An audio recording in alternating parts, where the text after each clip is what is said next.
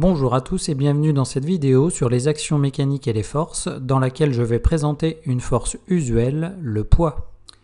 Le poids est une force qui est en lien avec la force de gravitation. Donc pour l'illustrer, je vais considérer la Terre avec une personne à sa surface, donc le centre de la Terre ici, et une personne à sa surface. Donc cette personne va subir une force d'interaction gravitationnelle, Fg, qui va être en lien avec la distance entre les deux centres. Ici, vu la taille de la personne, là c'est évidemment elle est grossie, à la surface de la Terre, on peut supposer que cette distance correspond en fait au rayon de la Terre. Je vais donc pouvoir déterminer la force de gravitation, qui va correspondre à la flèche violette ici. Donc la force exercée par la Terre sur l'objet sera égale à grand G fois la masse de la Terre fois la masse de l'objet, ou de la personne ici, sur le rayon de la Terre au carré. On sait également que un objet à sa surface, qu'un objet de manière générale, de par sa masse, subit ce que l'on appelle un poids, et ce poids a pour expression P égale masse de l'objet fois petit g. Si en fait on fait l'analogie entre ces deux forces, ce qui est le cas, donc on a en fait P qui est égal à la force de la Terre exercée par la Terre sur l'objet. Et donc en remplaçant dans les deux expressions, on obtient m objet fois g qui est égal à grand G fois mt fois m objet sur rt carré. On voit qu'on a m objet qui apparaît de chaque côté, que l'on peut simplifier. Et on obtient donc l'expression de petit g, l'intensité de la pesanteur, qui vaut grand G fois mt sur rt carré. On voit que petit g fait intervenir une constante universelle et des caractéristiques propres à l'astre. Donc en fait c'est une grandeur qui est en lien avec les caractéristiques de la Terre. Donc à partir de ces considérations sur l'intensité de la pesanteur, le poids P d'un objet sur un astre sera la force de gravitation exercée par cet astre sur l'objet à sa surface. Et les expressions seront P égale m objet fois g astre, avec g astre qui vaut grand G fois la masse de l'astre sur le rayon de l'astre au carré. Donc ici, P sera le poids en newton, m objet sera la masse de l'objet exprimée en kilogrammes, g astre correspond à l'intensité de la pesanteur de l'astre qui s'exprime en newton par kilogramme, et donc l'expression de g astre fait intervenir ici grand G, qui est donc la constante de gravitation universelle qui vaut 6,67 10-11 newton mètre carré kilogramme moins 2, m astre qui est la masse de l'astre qui s'exprime en kilogrammes, et r astre qui correspond donc au rayon de l'astre qui s'exprime en mètres. Ces expressions vont nous permettre de calculer la norme du poids. Voyons maintenant les autres caractéristiques du poids. Le poids aura les caractéristiques suivantes. Tout d'abord son point d'application qui correspondra au centre de gravité de l'objet. La direction sera la verticale du lieu. Le sens vers le bas, donc vers le centre de la Terre. Et la norme que l'on a vue précédemment sera égale à P égale m objet fois g astre, et g astre qui sera égal à grand G fois m astre sur r astre au carré. Donc si on représente sur un schéma, si nous avons la Terre ici, un objet à sa surface aura le poids qui s'appliquera au centre de gravité, orienté verticalement au lieu et vers le bas. Donc P sera de cette manière-là. Si maintenant je me place à un autre endroit, la verticale se trouve ici, orienté vers le centre de la Terre, donc P aura cette représentation-là, et ainsi de suite pour les différents endroits à la surface de la Terre.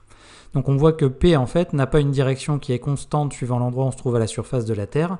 Dans la pratique, en fait, on se placera très souvent dans un référentiel terrestre où la sphérécité de la Terre n'est pas prise en compte, et donc on considère souvent que P est en fait toujours vertical vers le bas. Et donc, c'est ce que je viens de dire, il s'utilise dans le référentiel terrestre, et dans ce référentiel, en général, on ne parle pas de force de gravitation, mais du poids, alors que dans les autres référentiels, géocentriques ou héliocentriques, on parlera de force d'interaction gravitationnelle. Une petite précision en rapport avec la masse que l'on confond très souvent avec le poids. Historiquement, en fait, on ne parlait pas de masse mais de poids, d'où ce terme qui est resté dans le langage courant et qui confond ces deux grandeurs. Aujourd'hui, en physique, le poids est une force qui s'exprime en newton et la masse, elle, s'exprime en kilogrammes. Et en fait, la masse va permettre de mesurer la quantité de matière qui sera contenue dans un objet. Et donc, cette masse est la même quel que soit l'endroit où se trouve l'objet dans l'univers, contrairement au poids qui va lui dépendre de l'astre sur lequel on se trouve. Donc voyons un exemple de représentation de poids sur deux astres qui sont la Terre et sur Mars. Donc tout d'abord, je vais commencer par calculer donc l'intensité de pesanteur de la Terre, donc Gt. Gt est égal à grand G fois mt sur RT au carré. Je cherche les grandeurs correspondantes à la masse de la Terre qui d'abord grand G qui vaut 6,67 10 11 Newton mètre carré kilogramme moins 2. Ensuite la masse de la Terre qui vaut 5,97 10 puissance 24 kg. Et le rayon de la Terre qui vaut 6,37 fois 10 puissance 6 mètres. Je remplace mes valeurs numériques dans l'expression.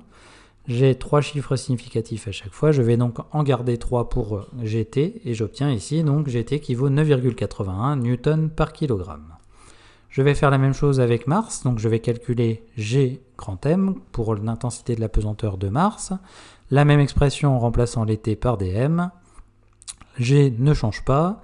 La masse de Mars est de 6,42 fois 10 puissance 23 kg. Le rayon de Mars est de 3,39 fois 10 puissance 6 mètres. Je remplace dans l'expression. Là encore, j'ai 3 chiffres significatifs à chaque fois. Je vais donc en garder 3 dans mon résultat, et ce qui me donne ici G Mars qui vaut 3,73 Newton par kilogramme. À partir donc des valeurs d'intensité de pesanteur, je vais maintenant déterminer le poids sur chaque astre. Je vais considérer donc un astronaute avec son équipement qui a une masse d'à peu près 140 kg. Donc pour la Terre, tout d'abord, M égale 140 kg, Gt égale 9,81 Newton par kilogramme. Le poids sur Terre sera égal à M fois Gt. Je remplace par les valeurs numériques, ce qui me donne ici un poids de 1,37 fois 10 puissance 3 Newton, 1370 Newton. Je fais la même chose sur Mars, avec donc le même astronaute. M vaut 3,73 Newton par kilogramme. PM est égal à M fois Gm. PM est égal à 140 fois 3,73, ce qui me donne ici PM qui vaut 5,22 10 puissance 2 Newton, c'est-à-dire 522 Newton. Donc je vois que j'ai deux poids qui sont assez différents. Pour bien me rendre compte, je vais donc déterminer la masse apparente, qui est en fait donc la masse que j'aurai sur Terre pour avoir un poids de 5,22 10 puissance Newton. Donc pour faire ça, MAP, la masse apparente, sera égale à PM sur GT. Et j'obtiens donc une masse apparente qui vaut 5,22 10 puissance 2 sur 9,81, ce qui me donne 53,2 kg. Ce qui veut dire qu'avec son équipement de 140 kg, un astronaute à la surface de Mars se comporte comme s'il était sur Terre avec une masse de 53,2 kg. Donc on voit bien que en fait, les caractéristiques de la planète ou de l'astre ici donc, ont un effet très important sur la force exercée par la planète sur l'objet. À partir donc, des valeurs du poids, maintenant je vais chercher à représenter donc, les deux forces exercées sur l'astronaute à la surface de la Terre et sur Mars. Donc je vais définir tout d'abord une échelle qui sera 1 cm qui correspond à 4 10 puissance 2 Newton. À partir de mes forces, maintenant je vais déterminer la longueur de mes vecteurs. Donc pour le poids sur Terre, ça me donnera un vecteur ici qui aura pour longueur 1,37 10 puissance 3 fois 1 sur 4 10 puissance 2. En fait, j'utilise un produit en croix à partir de mon échelle, ce qui me donnera donc un vecteur de 3,4 cm. La même chose pour Mars, qui me donnera cette fois un vecteur de 1,3 cm. Donc je vais me placer à la surface de la Terre ici et à la surface de Mars pour représenter donc les forces exercées par l'astronaute. Donc les forces appliquées au centre de gravité, elles sont verticales vers le bas à chaque fois.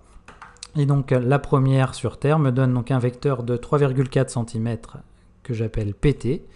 Et sur Mars, un vecteur de 1,3 cm que j'appelle PM. On voit bien que donc, ces deux forces sont très différentes. Les longueurs ne sont pas du tout équivalentes.